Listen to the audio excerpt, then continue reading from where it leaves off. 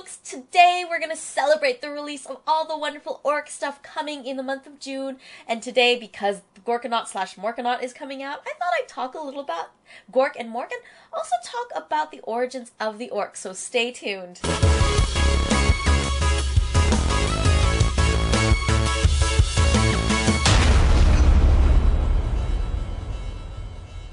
Now, the origins of the Orks start with the Old Ones, gods who came before humanity, the Emperor, and Matt Ward's Necron Fluff.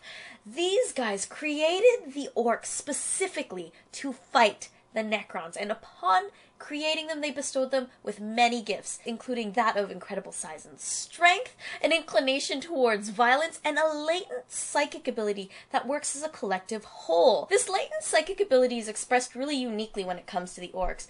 Orks don't actually channel the warp and make things happen around them, because instead they collectively believe things and it happens because they believe them.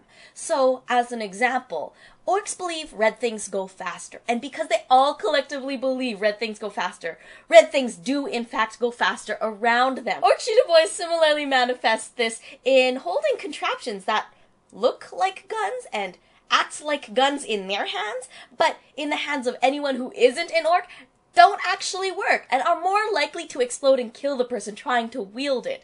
This is because an Ork Shooter Boy believes that gun is gonna shoot. It's gonna go Daka and it's gonna kill them beakies. So it goes Daka and it kills them beakies. Now this brings me back to Gork and Mork. Now, Gork and Mork did not create the Orks, and the Orks know they were not created by Gork and Mork. They actually know the Old Ones created them, and they refer to the Old Ones as the Brainy Boys. Because they believe Gork and Mork exist in this universe, they have manifested Gork and Mork to exist. And that manifestation can show up in all sorts of different ways because they believe their god is going to come and help them. Now, Gork and Mork themselves are twin gods of war for the Orks because there really isn't any other kind of god when it comes to the Orks.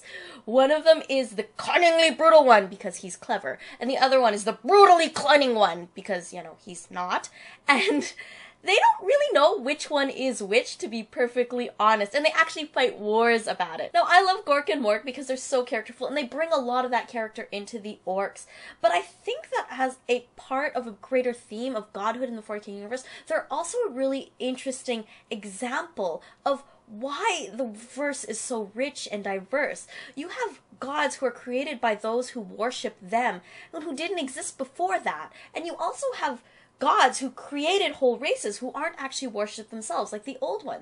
You have gods like the Emperor, and you have gods like the Chaos Gods, and we're going to touch upon this theme over and over as I explore this universe with you. Now, next week's video is going to be on Ork political socioeconomics, which is actually a thing and not a college course, although I totally would pay to go into that class. But why don't you go ahead and let me know in the comments what your favorite Orky saying is, and I'm going to try to include it in that video. Don't forget to hit the like button to like this video, subscribe to my channel to keep up with all the videos I'm going to be creating through the month of June, because I'm doing one every day, can you believe it? And until next time, I will see you soon. And also, wow!